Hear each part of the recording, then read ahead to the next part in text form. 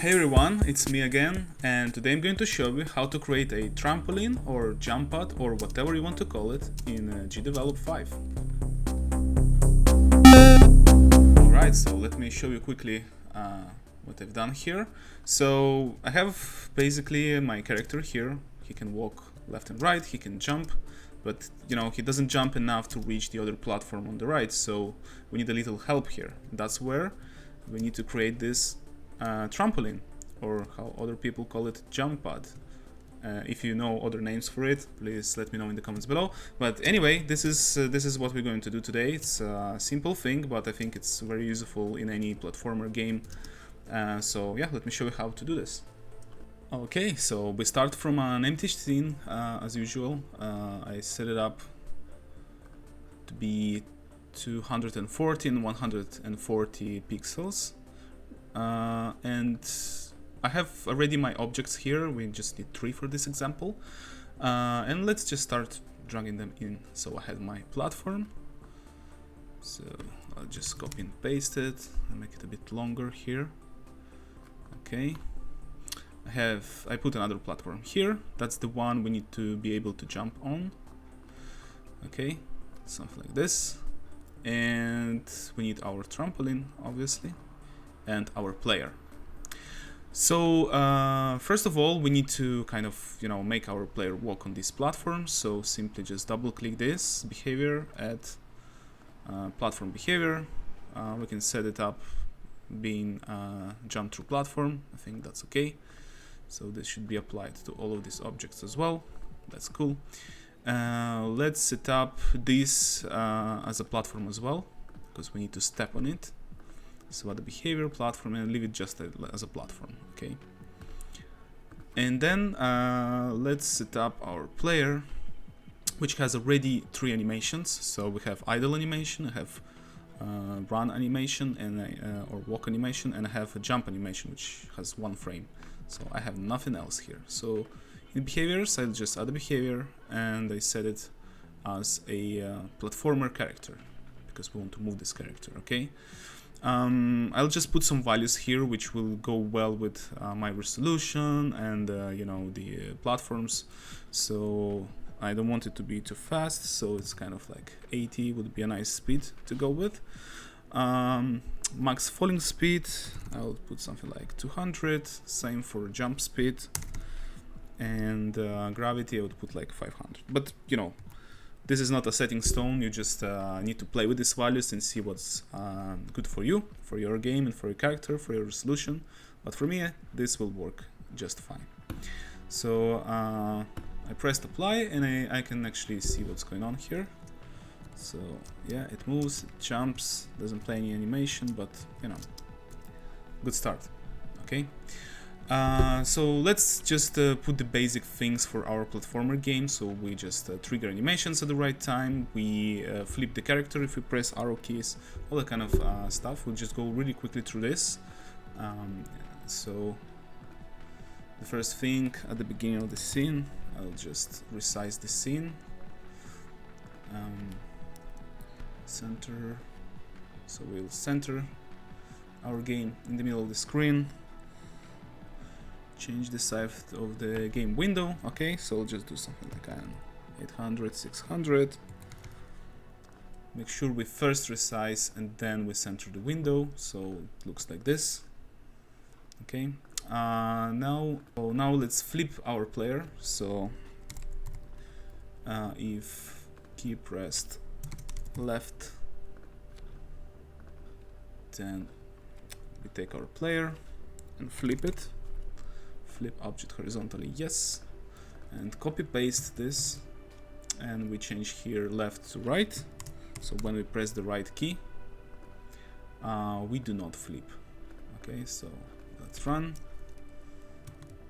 Okay, our player flips, that's great. Now let's trigger animations. So for this we'll be doing something like player is on the floor, so we need to check if player is on the floor. Okay, then we create a sub condition and say if player is moving, player is moving.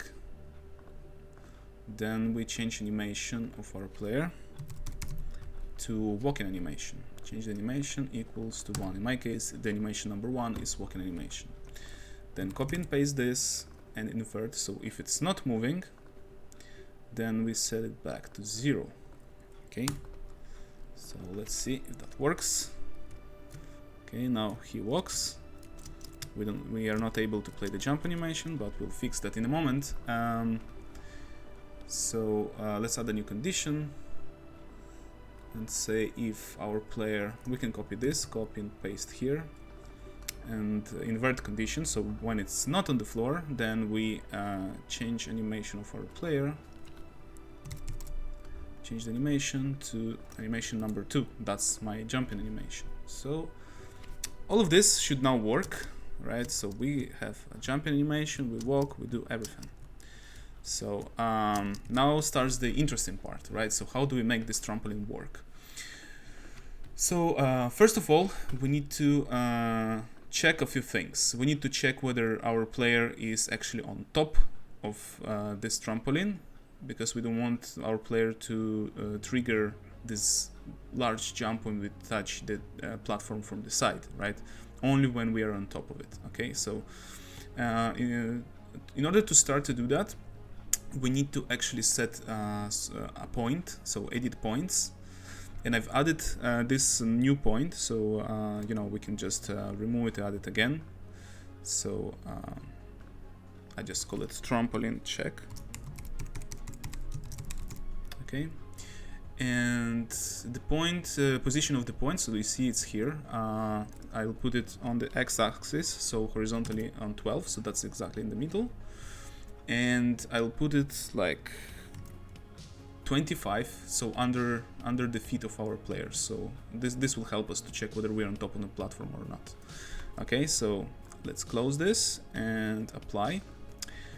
Then we need to check something on our platform here. So now so obviously I have idle animation. I have animation for it to like push the player up. And also here I just set the points exactly in the middle of the sprite. But another thing I want to set here is the hitbox, right? So I want it to be just around this sprite, not on the whole area of my sprite. Okay, so let's just make sure you set it up something similar to this, right? Cool. Then let's start to put some events there. Okay. So we go to our scene events and add a new one. So first thing I want to check if we're in collision with this object. So player collision with trampoline. Okay, that's cool. Another thing I want to make sure that it's not just in collision, but also that this point that we created here is actually inside this object. So this will help us to make sure that the trampoline will only work when we are on top of it, not when we are on the side or the other side or under it. It will only work when we are on top, because this point is right under the feet of our player. So in order to do that, we need to check this. So trampoline point is inside object, and we say we need to specify which point it is, right? So we start to type player, then point X, and we just type here the name of the point. So it was Trampoline Check. Okay, now we can copy this whole thing, and we need to do the same thing for the Y position. We just need to replace point X with point Y. So now we're checking actually if the point is, you see, player point X and player point Y trampoline check is inside of trampoline. Okay, and let's make sure we do this. So trigger once. We don't want it to trigger like continuously. We want it to trigger once we are on top of it.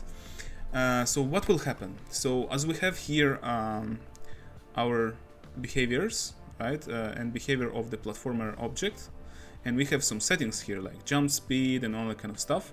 So we can actually modify these values in this situation. Okay, so when we are on top of the trampoline, we can actually change the jump speed of our character. First of all, let's pick our player and choose jump speed and say it will equal to Not 200 anymore, because currently it's 200, but 400. So we double the jump speed, so it will go higher. But if we do play now, I mean, what will happen is that we changed our jump speed. Now we jump higher, but the trampoline doesn't actually work, and we just stick with that very high jump speed. So one thing we need to do, we actually need to simulate jump at this point. So we add another action. So player simulate where it is, jump key press. Okay, so we simulate the jump as well. And at the same time, we want to play the animation of this trampoline. Okay, so then we add another action, choose our trampoline, animation, change the animation equals to 1. Cool. So more or less it should work right now. So let's try it out. So I'm jumping with a low jumping speed and jump on top of it, and here you go. But one thing that happens now is that, you know, we stuck with this jumping speed. Okay, and now the animation of the trampoline is not playing anymore. So there are a few things to fix here. Okay. So first of all, let's set our trampoline to back to this original animation, because what happens now is that we played once this animation, right? So it worked the first time, but now, as this is not looped, it's just stops on the last frame and it stays there forever, and unless we can reset this animation, go back to this one. Okay, so in order to do that, we just add another condition. So we check whether we are playing the push animation at the moment. So current animation equals to 1. So if the current animation equals to 1 and it finished, so trampoline animation has finished, we set it back to trampoline animation equals to 0. So once the animation 1 is finished, it will go back to 0. So now if we touch it again, it will be able to play this animation again. So let's see if that works.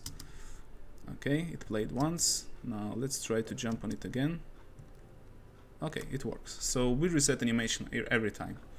That's cool, but we need to now do something with the jumping speed, because we want it to go back to 200 if we jumped once on the trampoline, but after that it should go back to 200. Okay, so for that we need to add another condition, and we can do it as simple as this. So player is in collision with our platform, trigger once, and here we just set this speed back to 200. So I can just copy this, paste it here, and say like if our player is actually in collision with the platform, we make it 200. So that's the original jumping speed, and we can test this out. So we can walk, we can jump, we can touch the platform, the trampoline from the side, nothing happens. But if we jump on top of it, here you go, we've been able to jump there, and you see our jumping speed is actually back to normal. But if we jump on it again, you see the jumping speed was changed and then changed back again. We can actually do this, it will just jump infinitely. So, you know, everything seems to work. I hope this little thing was interesting. If you have any questions, any comments, please let me know in the comments below. And if you like this video, please subscribe, follow me on Twitter, join my Discord server, and see you again for another GDevelop video next time.